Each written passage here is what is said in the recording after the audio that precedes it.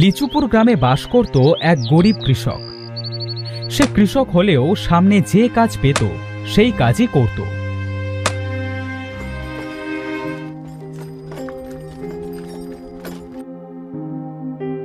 একদিন তার বউ বলল, ওগো, এভাবে আর কতদিন বাজার ঘাট করবে না শুনি? আজ বাড়িতে কোনো সবজি নেই, কি রান্না করব বলো তো? বউ, কোনো জায়গায় কোনো কাজ তো পাচ্ছি না। হাতে টাকা না থাকলে বাজারটা করি কি দিয়ে বলো তো? আমার নিত্যদিনের এই অভাব আর ভালো লাগছে না। কতদিন এই অভাবের যন্ত্রণা সহ্য করতে হবে তা কে জানে। দিবু মুখটা অন্ধকার করে বাইরে চলে এলো।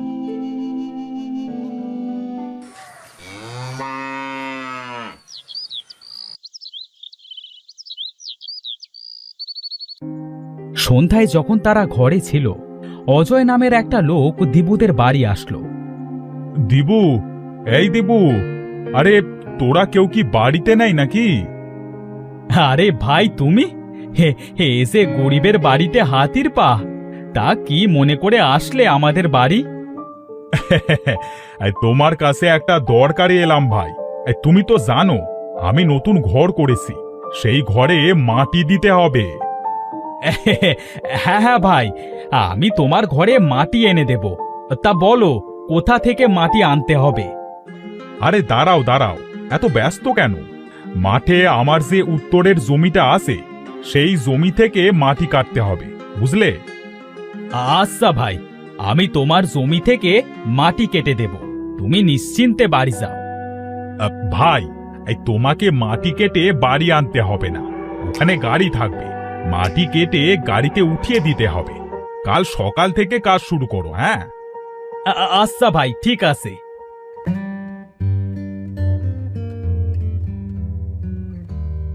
ওগো, সৃষ্টিকর্তা মনে হয় এবার আমাদের দিকে চোখ তুলে তাকালেন। হ্যাঁ গিন্নি, কাল থেকে কাজে গেলে আমাদের খাবারের কষ্টটা মনে হয় কিছুটা কম হবে।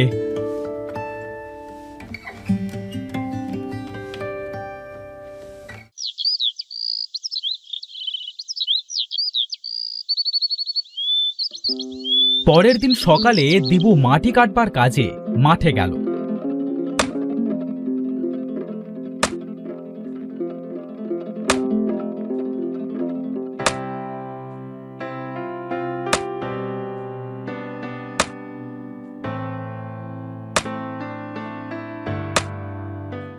মাটি কাটতে কাটতে সে মাটির নিচে একটা ভাঙা পাতিল পেল।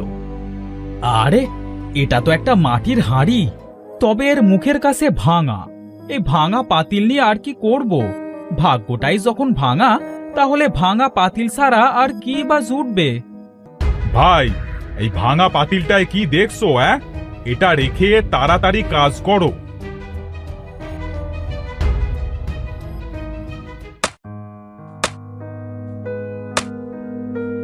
দিবু মাটি কাটবার কাজ সেরে বিকেলে বাড়ি যাবার জন্য পা বাড়ালো। হঠাৎ তার পাশে রাখা হাঁড়িটার কথা মনে পড়ল। আরে, হাঁড়িটার কথা তো ভুলেই গিয়েছিলাম। হাঁড়িটা নিয়েই যাই, আমাদের তো একটা হাঁড়ি, এই ভাঙা হাঁড়িতে না হয় চাল টাল রাখবো।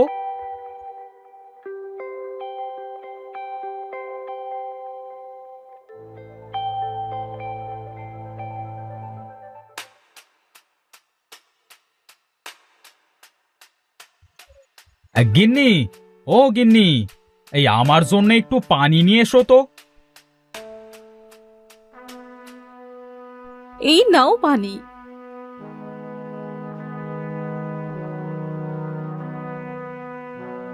এই ভাঙা পাতিল আবার কোথা থেকে আনলে?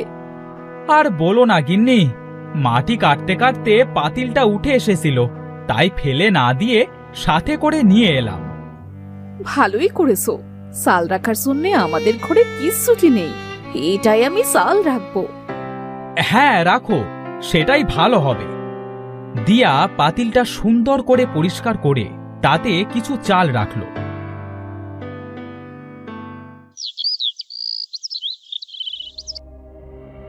বাইরে কাজ গুছিয়ে সন্ধ্যার সময় দিয়া আর দিবু যখন ঘরে গেল, দেখলো পাতিল থেকে চাল নিচে পড়ে যাচ্ছে। গিন্নি, তুমি আজ এত চাল কোথায় পেলে? হাঁড়িতে ধরছে না বলে নিচে রেখেছো? দিয়া খাটের নিচে তাকিয়ে দেখলো চাল পাতিল থেকে নিচে যেন উতলে পড়ছে। আরে, আমি তো এই পাতিলে এখনো চাল রাখিনি, তাহলে এত চাল আসলো কোথা থেকে? গিন্নি, বলি কি, এই চালগুলা না কিছুতে রেখে দাও।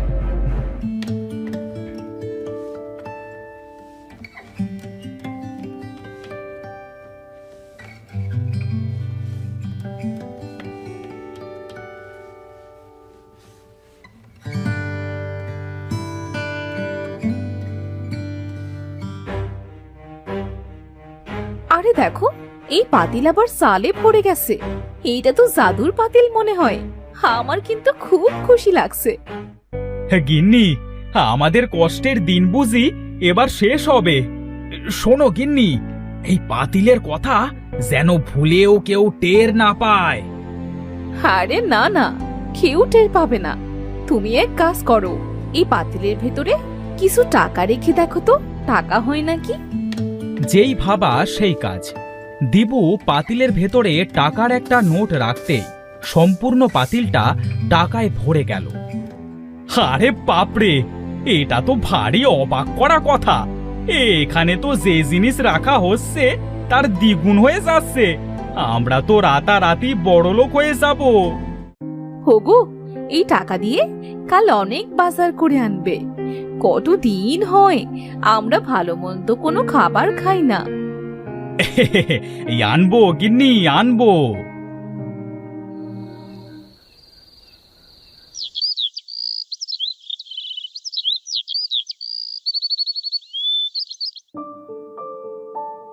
পরের দিন দিবুদের বাড়ি অনেক ভালো ভালো খাবারের আয়োজন করা হলো। দিয়া খেতে খেতে বলল, আহ, কতদিন পরে মনে হচ্ছে যেন অমৃত খাচ্ছি। খাবার আগেই যেন পেটটা ভরে গেছে। খাও গিন্নি, খাও। এখন থেকে যত খুশি তত খাবে। হোগো, এবার আমাদের এই ভাঙা বাড়িটা ভেঙে একটা সুন্দর দেখে বাড়ি করলে কেমন হয় বলো তো? কথা তো মন্দ বলনি। তাছাড়া এবার যদি ঝড় বৃষ্টি হয় তাহলে তো আমরা এই ঘরে থাকতেই পারবো না। দেখি, এই আমি কালই ঘরের মিস্ত্রির সাথে কথা বলবো। হ্যাঁ। পরের দিন দিবু ঘরের মিস্ত্রির সাথে কথা বলে তাদের সেই পুরনো বাড়িটা ভেঙে সেখানে একটা সুন্দর দেখে নতুন প্রাসাদ করল। আশেপাশের মানুষ তো দিবুর আঙুল ফুলে কলাগাছ হওয়াটা দেখে স্বাভাবিকভাবে নিল না। ভাই, দেখেছিস, দিবু আমাদের মতো একজন গরিব কৃষক ছিল, আর হঠাৎ করে সে এত টাকার মালিক কিভাবে হলো? হ্যাঁ, সেটাই তো ভাই, গ্রামের সবাই তো তাই বলা বলি করছে।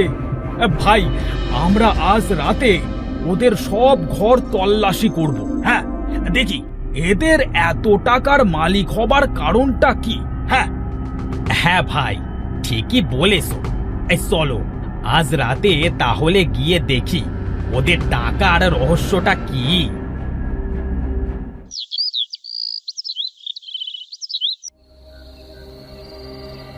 সেদিন রাতে দিবু ও তার বউ ঘুমিয়ে যাবার পরে তারা দুজন দিবুদের ঘরে ঢোকে।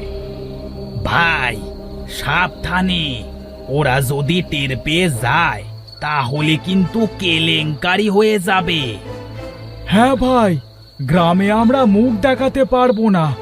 এবার কিন্তু আমার খুব ভয় করছে। চল ভাই, বাড়ি ফিরে যাই। আরে না, দাঁড়া দেখি কি করা যায়। এই চল, ওই ঘরটায় দেখি।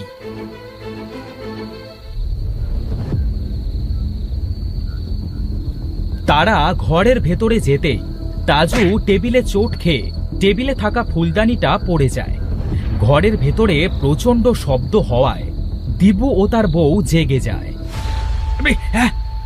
গিন্নি, এই গিন্নি, তাড়াতাড়ি ওঠো, আমাদের বাড়িতে নিশ্চয়ই চোর টোর কিছু এসেছে। হ্যাঁ, মনে হচ্ছে আমাদের হাড়িটার খবর কেউ পেয়ে গেছে। তাড়াতাড়ি ওঠো।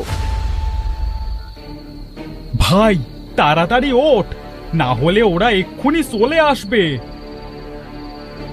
তারা দুজন দিবুরা আসার আগে ঘর থেকে বেরিয়ে গেল। দুজন ঘরে এসে দেখল একটা ফুলদানি ভাঙা, আর পাশে একটা বিড়াল ডাকছে। যাক, বাসা গেল। আমি তো ভাবলাম হাড়িটা বুঝি চোরে চুরি করতে এসেছে। বাবা রে, আমায় তো এই বিড়ালটা ভয় পাই দিয়েছিল। আজ চলো, আজ এই রুমে ঘুমিয়ে পড়ি।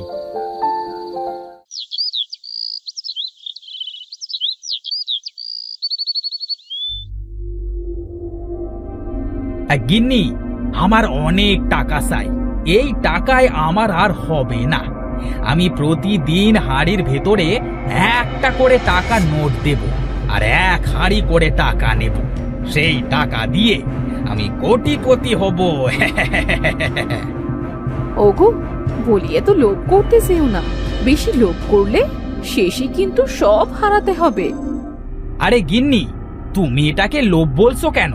এই টাকা পয়সা যদি নাই পাই, তাহলে এই অকেজো পাতিল রেখে আর কি করব? ওটা ফেলে দিও। মুখে যা আসছে তাই বলে যাচ্ছ। যার জন্য এত কিছু পেলে তাকেই কিনা আজ অকেজো বলছো? এই তুমি চুপ থাকো। পাতিলটা আমি পেয়েছিলাম, আমি।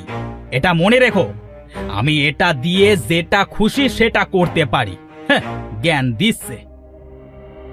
তাদের ঝগড়ার মাঝে একটা বুড়ি তাদের বাড়ি এসে বলল, মা, বাড়িতে কেউ আসো, আমাকে একটু সাহায্য করো মা। কি বলছো গো বুড়িমা? আমাকে একটু সাহায্য করো মা। আমার যে খুব খাবার কষ্ট, কিছু খাবার দেবে মা আমাকে? হ্যাঁ বুড়িমা, তুমি ভেতরে চলে এসো, আমি তোমাকে খাবার দিচ্ছি। দিয়া বুড়িকে নিয়ে ঘরের ভেতরে গেল। দিবু বুড়িকে দেখে বলল, এই কি হলো? এই বুড়িকে তুমি বাইরে থেকে বিদায় না করে ঘরের ভেতরে আনলে কেন? হ্যাঁ, কি বলছো তুমি বুড়িমার সামনে? ইনি ক্ষুধার্ত, তাই খেতে এনেছি। যাও, একে বাইরে খাবার দিয়ে বিদে করো। স্যা স্যা স্যা স্যা স্যা, কি ময়লা দেখতে। হ্যাঁ, থাক বাবারা, তোমরা আমার জন্য নিজেদের ভেতরে আর ঝগড়া করো না, আমি চলে যাচ্ছি। বুড়ি কথা বলে তাদের বাড়ি থেকে চলে গেল। দিবু দিয়াকে বলল, এই, তোমাকে আজ বলে দিলাম যে সে মানুষকে আমার বাড়িতে আনবে না, বুঝেছো? তুমি অনেক পাল্টে গেছো, আগের মতো আর নেই। আগে আমরা গরিব ছিলাম, তবে শান্তি ছিল। এখন এখন অনেক টাকা আমাদের, তবুও যেন কোনো শান্তি নেই। হ্যাঁ, যত সব অলুক্ষণে কথা। আমি এখন হাঁড়ির ভেতরে টাকা দেব। আমি ঘরে গেলাম, হাঁড়িটা নিয়ে এসো ঘরে। দিবু এই কথা বলে ঘরের ভেতরে চলে গেল। দিয়া হাঁড়িটা নিয়ে গেল দিবুর কাছে।